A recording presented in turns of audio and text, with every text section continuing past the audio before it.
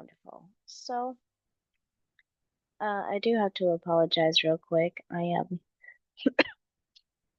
a little bit on the sick side.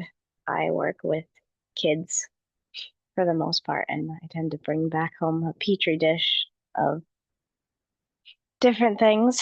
So, to keep this short, so you don't have to hear my coughing, instead of tackling each of these four questions one at a time, I'm going to do my best to kind of put it all into one.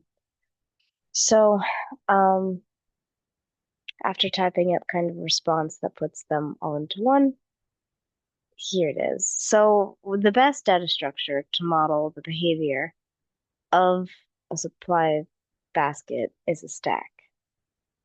And a quick summary of basically what I'm about to say is the speed difference of tasks is a pretty big deal, especially when we're talking about time proximity. It's all about how long it takes for various operations to run, depending on how much stuff there is for you to deal with within your stack. And so we're kind of, let's go through the process of what it kind of looks like. So imagine like a basket, which is our stack essentially. And so the first task would be when you add seeds to the supply basket. And then that is obviously a push operation. It takes a constant amount of time, which means it's going to be adding seeds to the top right away into the basket constantly. And it doesn't depend, like, the speed of that, of us putting seeds into the basket.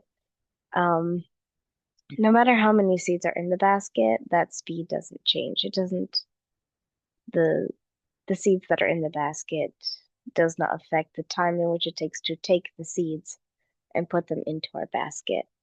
So then we have the same basket for this little scenario. And when you take the seeds out, that is obviously a pop operation.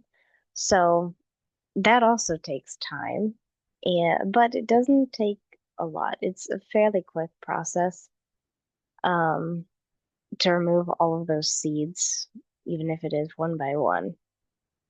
And then, well, finally, you check then to see if that basket is empty yet. And then that is the entire kind of process one by one, is putting seeds in the basket, removing the seed, checking if it's empty, into kind of an endless loop. So, in this game, for this kind of scenario, when a player discovers a pile of seeds, we would push the operation to add a new pile on top of our stack.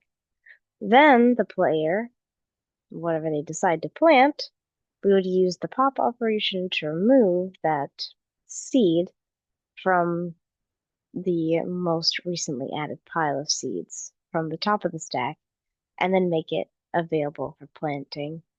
Another scenario that would make a little bit more sense within this is like in a video game when you have an inventory.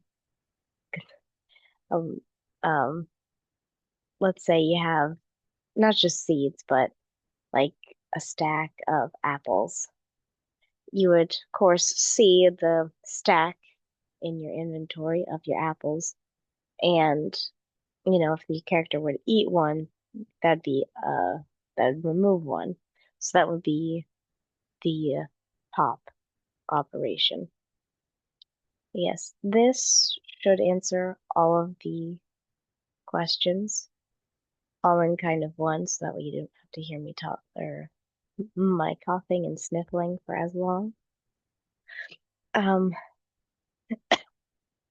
thank you for your time and your consideration, and thank you for joining me on this interview.